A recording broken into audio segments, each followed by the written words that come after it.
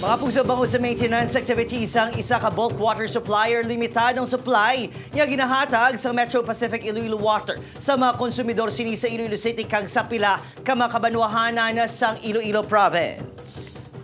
Duha ka water suppliers ang ginakuhaan sang MPIW. Ang Flow Water nga nagahatag sang 20 million liters sang tubig kada adlaw kag Metro Iloilo Bulk Water nga nagahatag naman sang 50 milyones ka litro sang tubig kada adlaw. Apang bangod sa maintenance activities sang Metro Iloilo Bulk Water, yara lang sa 20 to 40 million liters ang ginahatag nga supply sang mga ini.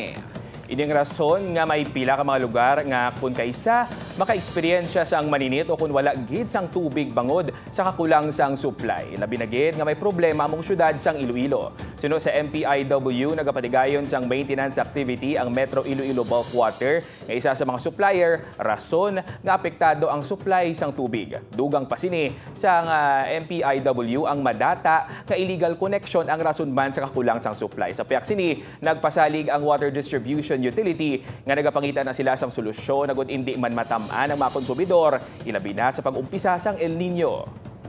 So what we are just trying to do right now is to really configure the network so that everyone can have available water in a certain time of the day.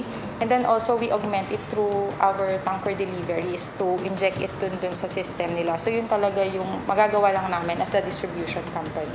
Of course, these challenges, especially this coming El Nino, it's a problem nating lahat. Because we also need your help to conserve more water.